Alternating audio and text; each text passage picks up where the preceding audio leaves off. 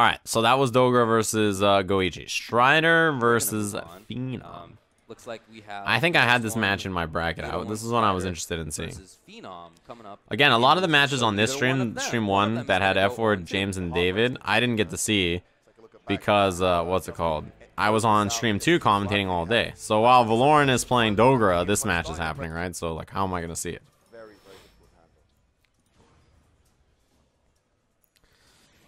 Damn. In there with the elbow. Infiltration versus Nemo. Yeah, we did that at the very start.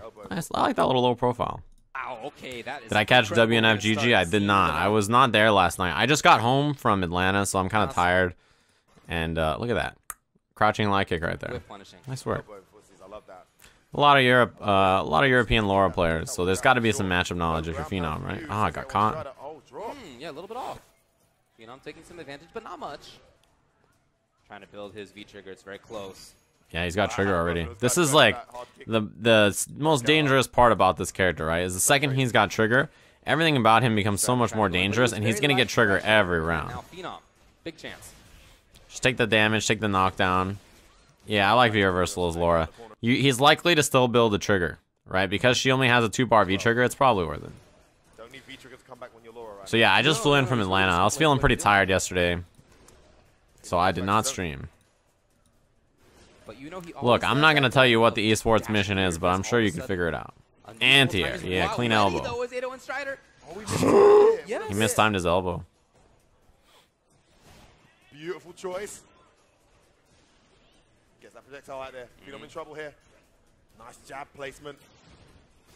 Oh, what a block! Honestly, that was so sick. You know, for Phenom, I'm not that's such a that's such a common spot for Laura players to go ham, right? That makes sense. And it actually probably would have killed. Phenom, I'm not mad about that. It's good for him to establish. Yeah, Problem X said that I was talking to him about it, and he was like, "Yeah, when I played 801 Strider, like I was not ready for how he was gonna play. He plays so much more patient than what I expected." I think Phenom was telling me the same thing, basically.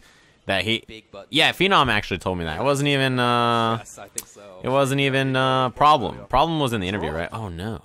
I was talking to Phenom, and he told me when he played Strider in this matchup, the one thing that surprised him was that he didn't realize that Strider was so patient and so solid. He was like, yeah, I expected the lower players to just go ham, right?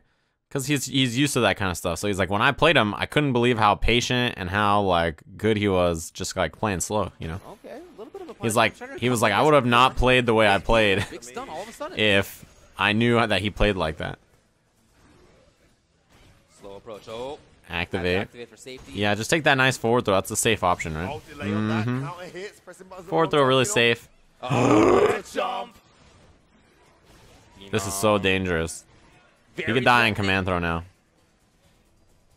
EX command throw into uppercut will kill, so it makes command throw mix up so much more dangerous.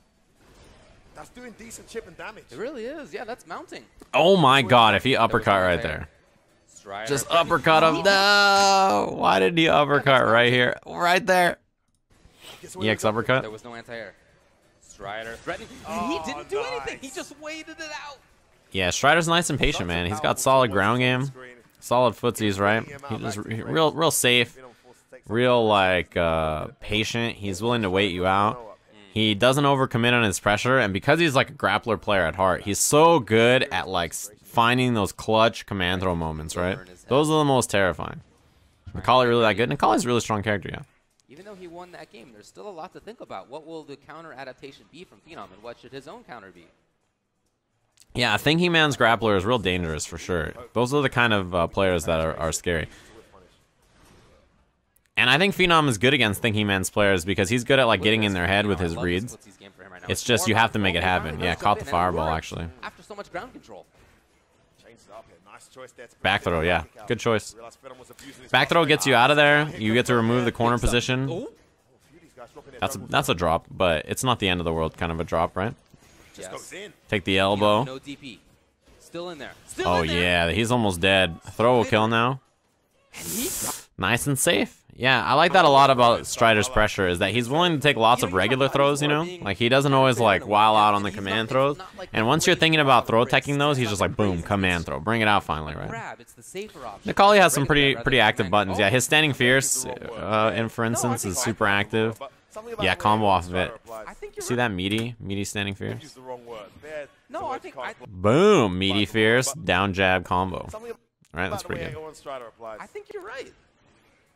Volcanic Akuma, yeah, player of the year. I was thinking about player of the year more and more. That's a hard decision for me. That second one was punished.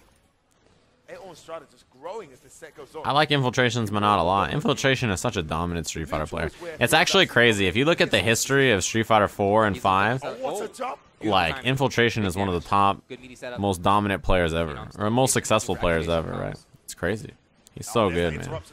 And the most impressive part is that he doesn't play in a region where there's like, oh, this is what I'm talking about.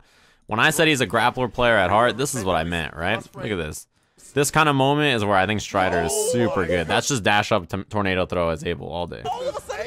Infiltration is not in a region where you expect them to grow players that are like world-class level, right? Because Korea is strong, but they're not like, it's not like Japan. Like if somebody from Japan starts playing and they're super ridiculously good, you're like, yeah, well, there's a ton of really strong talent in that region, so cultivating new players is not as hard, right? Even the US is huge, and there's so many players everywhere that like it's easy to sort of learn. But if you look at Infiltration's record, it's crazy, right? Like, look at the amount of Evo top 8s he had in Street Fighter 4. The fact he's the only player that's won Street Fighter 4 and Street Fighter 5 Evo and Cross Tekken Evo. Yep, keeping his eyes open on that. Sees it. So ready to counter hit there. Like, there's only a few people who have been that good at that many games. Went in and he did a projectile for an half it. Phenom back to neutral. Goes in. Trying to control the corner. Nice. Oh, Damn, no. backdash on that, and he got the punish. Strider's really aware, man. Those kind of situations are the most important where your awareness has to be on point. Into the corner. Oh, he has been taking full advantage of those little gaps that Phenom's put. See, delayed back throw. He was expecting uppercut. Damn, that buffer. This is like this is a good example of when they said that Strider's a really patient Laura, and he doesn't go ham. This is a really great example, right? His meaty situation is dash up, wait, back throw, because he's scared of wake up uppercut. Then he goes to standing light kick, buffer, EX, because he's looking for forward movement, right? Nice and safe. He doesn't wild out. And he got it. It's match point. We may see a 3-0 here. Strider played really solid in the set. I really like the way he approached this. Yeah, standing light kick buffer from Laura is really powerful, man. And the way he's approaching the knockdown situations, again, yeah, delayed fierce, right? He doesn't like wild out too much on offense here. Like walk back, delayed fierce to catch a throw tech. It's not something super risky like command throw or whatever. Air reset, he takes the elbow after forward throw. See, he's not risking like huge command throws or anything. This is a hard player to deal with for sure. And if you're Phenom, you have to adjust your strategy to deal with this kind of a Laura as opposed to another kind of Laura. Oh shit, the delayed 4-month sub caught me off guard. Thanks very much, Blueberry. No answer here. Ah, he got him. He's not dead. One more. Nice and safe. You see that? Strider took no real big risk here, right? Because he does down strong side switch, standing light kick. He's got plus frames here. And this sets up command throw, right? The plus frames on this set up command throw. So he keeps it nice and safe with down strong EX. Right? Really safe option. It's right there, strike versus command throw or regular throw or whatever. Like, that's the safest option you could choose. And that's what he did. Don't blame him. That was a good choice. Nice and simple. 801 Strider played, he played really solid, really safe.